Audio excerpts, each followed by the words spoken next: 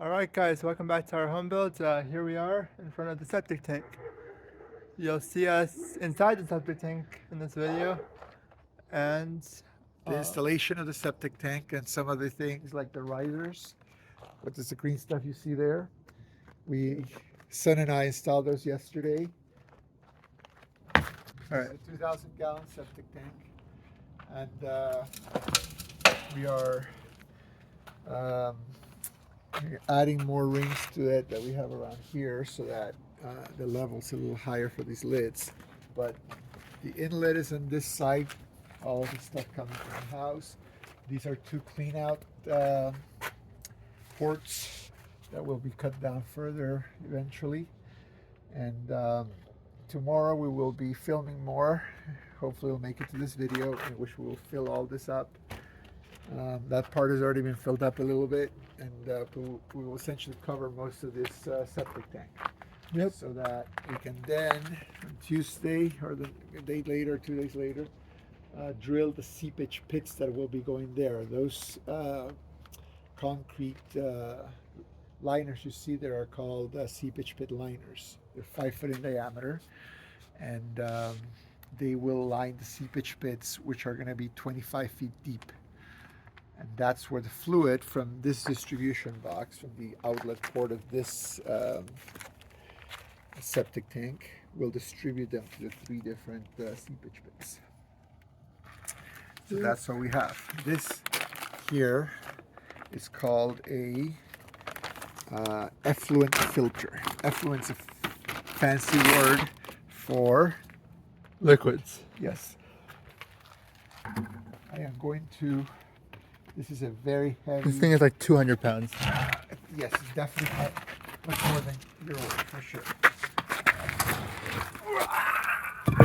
Okay. We put these on so that the glue here can cure and not lift the liners. So this is used to capture any small paper particles, things like that, so they don't end up clogging the seepage pits. And this goes in the output port, which is this one here, just like so. It's supposed to go just like so. If size fits. Why is not fitting? Oh, it looks like there's a small lip here. Somebody needs to be That broken, would maybe? need to be grinded down. Yeah, that's what's happening. Alright, well we can't install it right now, but And then once we push this in, we need a which nylon is- string to do that anyway. yes, we need to put a string to it so that it can be pulled out whenever there's a cleaning of this, and then hosed off to make sure that it doesn't clog up.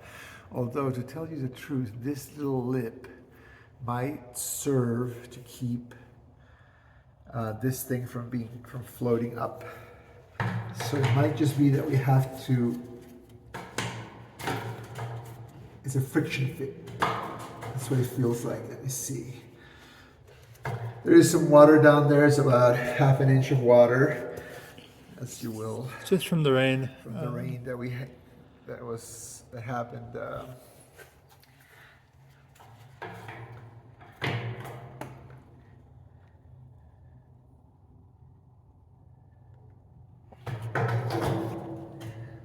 Yeah, definitely grinding off just a tad of these yellow things. In fact, I think they can be pushed down, but I don't want to break it either.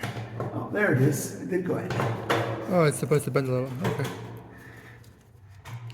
All right, it does go in. The friction fit. I think I just need to sand it just a tiny bit so it's not as.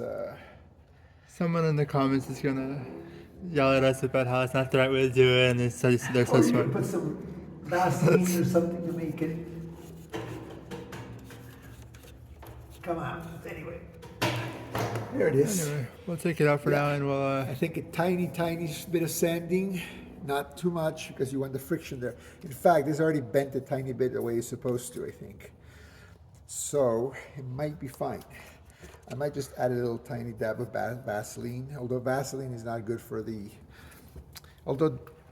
decomposition, but that decomposition is happening over there. Yeah, not there's on this side. like a wall in between the septic tank that separates the water on this side and the solids on that side. Yes. And the water eventually drains out to the seepage pits, which will be somewhere in the ground over there next week.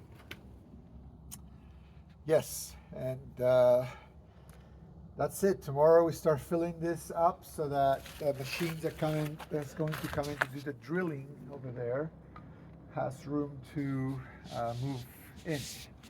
We will add a couple of pipes here and cover the ends up, and we'll have to excavate from this point out to have these lines flow water out. There's a cap, a cement cap that goes on top of that box. We should never really have to open that box again, but That's the plan, but that's the plan. good to have options. Best laid plans sometimes don't work out. I'm gonna leave this in the bag. See what else we've been working on. We've started some of the cement preparation, so That's a different episode. that's a different episode, but I can give you a sneak peek Sneak peeks. before we pour the cement. Guys, welcome back to our home build.